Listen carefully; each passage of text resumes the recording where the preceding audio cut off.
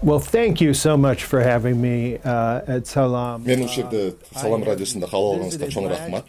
Мен өткөн жылда бияка келип кеткем. Баткенге келгениме абдан кубанычтамын. Мен өзүм Америка Кошмо Штаттарынын Кыргыз Республикасындагы элчисимин. 2022 жылдын декабрь айынан бери ушул кызматта иштеп келем. Мен биякта иштеген мага абдан жагат. Мен үчүн бул чоң сыймык, бүткүл жашоомдогу бир чоң сыймык. Ишимде эң негизгиси ошо Америка менен Кыргыз Республикасынын ортосундагы мамилелерди 30 жылдан бери ушу келаткан мамилелерди колдоонун үстүндө. Strong and growing for the last 30 years.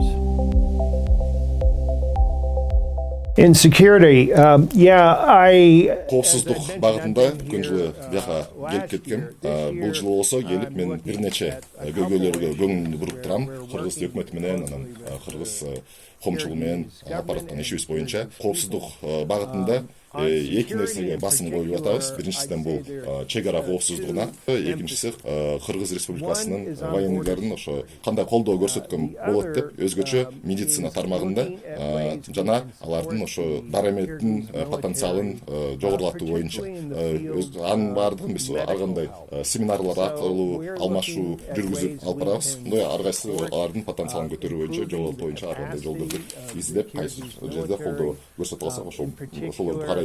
Жана андан тышкары Кыргыз Республикасынын каалоо тилеги бар. Бул буунун тынчтыкты сактоо боюнча миссияларына катышуу боюнча көйгөйдү тараштырып, ал жакта кандай биз колдоо көрсөтүп алабыз, ошону да караштырабыз.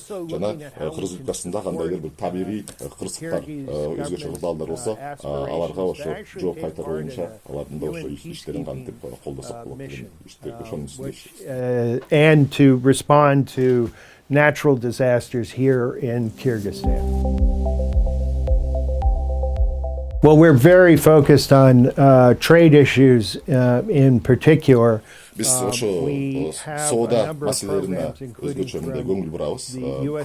Ал жаатта бизде бир нече программаларыбыз бар. Анын ичинде ошо USAID программалары, алар болсо жалгы Кыргыз Республикасынын деңгээлинде эмес, аймактык деңгээлде, региондук деңгээлде иштейт. Негизги алардын максаты ушу соода боюнча кандай тоскоолдуктар болсо ошолорду жеңилдетүү, азайтуу. C5 деп коебуз. Борбор Азиянын 5 өлкөсүнө тең. Мен үчүн өзгөчө мындай кызыктуу болгону биздин экөө өлкөсүнүн ортосундагы соода өткөн жыл бою кыйлалы көтөрүлүптүр. Бул деген абдан жакшы мындай көрүнүш. Азыр ошо 140 миллионго долларга жетти. Бул болсо Америкадан бияка экспорт, Кыргызстандан да Америкага көлөмүндө. Exports from Kyrgyzstan and exports from the United States.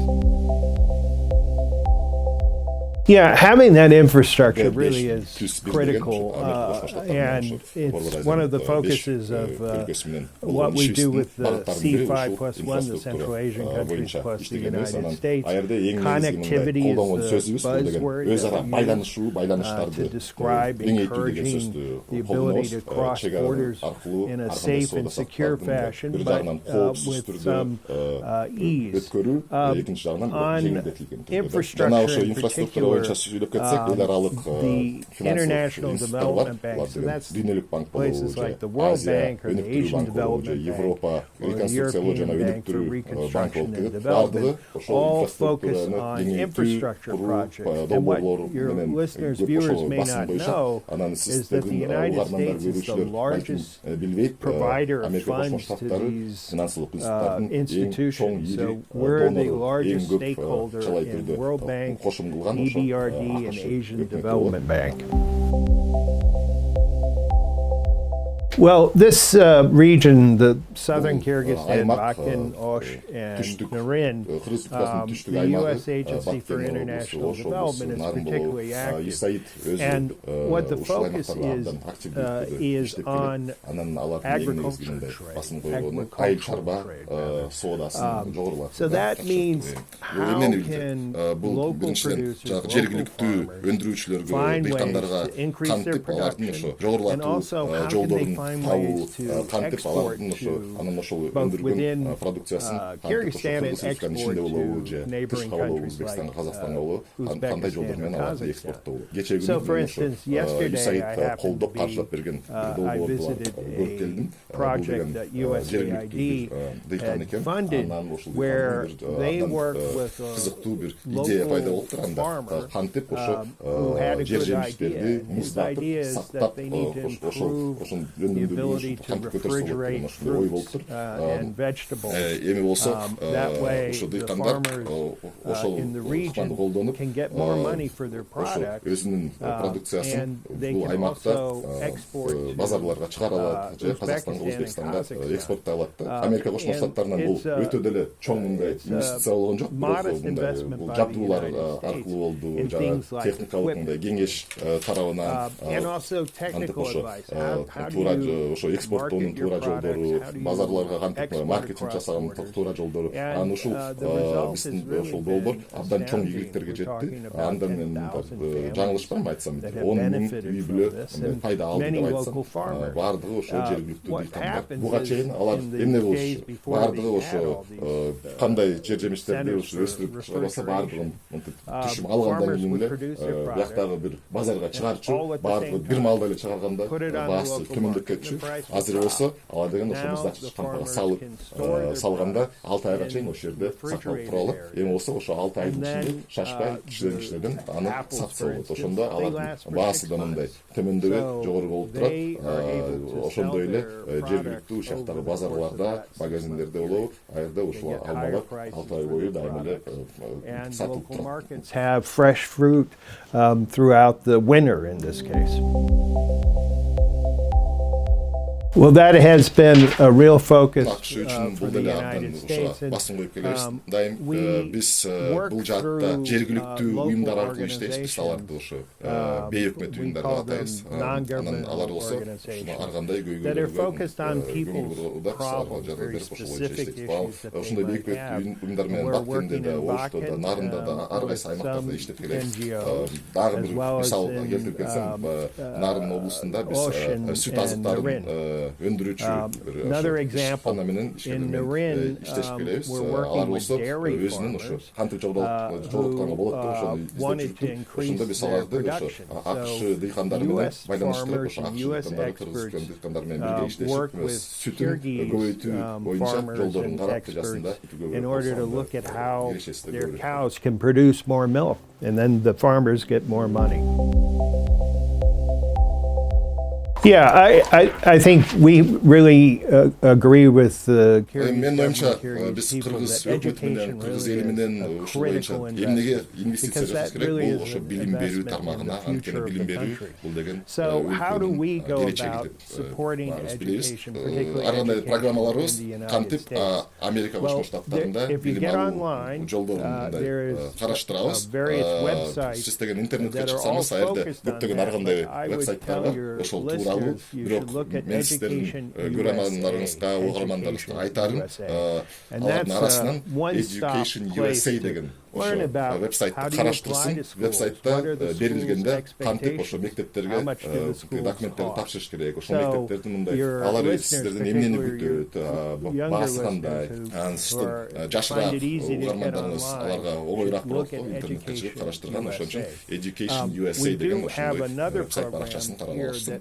Андан тышкары бизде дагы башка программабыз бар. Бул англис тилин үйрөтүү боюнча ар кандай курстарды алып барган Access деген программабыз бар. Ал деген бүткүл Кыргыз Республикасында ошондой эле Баткен ошо жергесинде да иштеп, берде ошо эки мектепте окуучуларга англис тили боюнча курстарын берип келет. Катышканга каалаган окуучуларга да ошо Access угармандарыбыздын кайсылары кызыкса, анда ошол бияктагы жергиликтүү ошо мектептерге the Access program, and if listeners are interested, they should contact the local high school.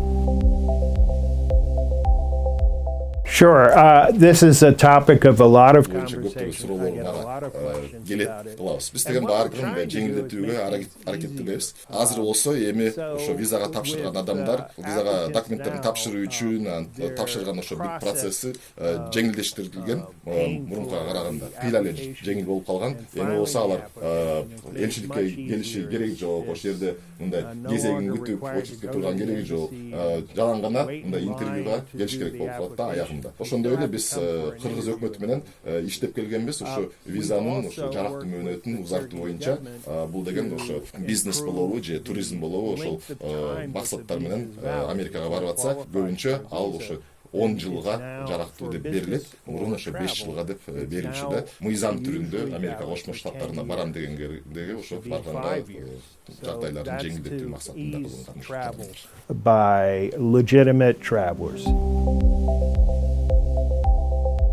You know, I know there are a lot of Kyrgyz who are interested in U.S. jobs, and there are a couple of mechanisms, a couple of paths. Барып иштеген үчүн ар кандай бир нече механизм бар. Анын эң мындай кыйла көп колдонуп келген механизми бул деген diversity виза деп коет. Маданият, анан түрдүүлүктү көбөйтүү максатында ыйгарылган виза деп коет. Аны green карта лотереясы деп атап келишет. Ошол green карта лотереясы мына 2 жылга мына жаңы эле ачылды. Интернетке чыгып, аерден ошо DV деп киргизип, diversity виза деп киргизип караса ошол чыгып калат. Жыл сайын ушул green карта лотереясы боюнча бир нече 1000 виза берилет. Лотереядан утуш керек, мындай тандалыш керек. Сизге мындай бир өзгөчө сан берилет. Саныңыз, андан документтер тапшырасыз. Бар документтер туура, жакшы чыкса, туура келсеңиз, анда ошо сиз үйлөрүңүз менен анда Америкага көчүп ошол жерге барып иштеп жашасаңыз болот. Андан тышкары дагы башка механизм бар. Ал деген Америкадагы работодатель, ал деген ошол адам келип бизге иштеп берсин деп ошондо кызыкса, жумуш бергендер. Алар анда атайын чакыруу суроо талап берет. Ошол аркылуу барса болот да, барып иштесе. Бирок мындайды биз көп деле анча колдонгонун элдердин көрбөйбүз. But we don't see many of those. Yeah, this is a бул да абдан маанилүү тема сиз билгендей эле. Мен башында эле айтып кеткендей, мен Баткен жергесине ар кайсы маселе боюнча келгем. Бир жагынан ошо коопсуздук жаатындагы биздин жардамыбыз боюнча же болсо жергиликтүү жакта уюмдар иш алып баруусун ошол менен таанышканга билим берүү жаатында, башка жаатында. Бирок ошондон тышкары эле сөз эркиндиги Америка Кошмо Штаттары үчүн бул деген чын эле абдан коопсуздандырып турат. Бизге ушундай азыркы абал жагдай Кыргыз өкмөтүнүн мындай тандаган жолу сөз эркиндигин, басма сөз эркиндигин кичине басымдылоо жасаганы. Мен муну баарына ачык айкын эле айтып келип атам. Бардык элдин алдында да же чакан бир сүйлөшүүлөрдө деле айтып келем. Темиров лайфтын ошо иши боюнча да сот чечим чыгарат. Эмне болорун көрөбүз. Бирок бизге бул мындай коопсуздандырып турат. Мындай кимдердин башкача ой пикири болсо, бул ошолорду мынтип басып, аларды айттырбай койгону. Ошон үчүн биз дайым өкмөткө айтып келебиз, жок бул жолдон алар деген ошо ойлойт экен да, башкалар эме критикалык мындай бирдеме айтса, бул деген деструктивдүү болот экен деп, бирок биз деген айтып келебиз, бул бөлөкчө ошо конструктивдүү болуп керек. Бул өкмөткө да, элге да кандай көйгөйлөр бар, ошону түшүнгөнгө мүмкүнчүлүк берет. What problems are out there and maybe how to solve them. But yeah, look, I'm so happy to be back in Batken. I came last year. I talked to a lot of people. I learned some of the concerns here in Batken. I'm glad to be back and talking to more people and finding ways to strengthen the relationship between Batken, the U.S. Embassy, the United States.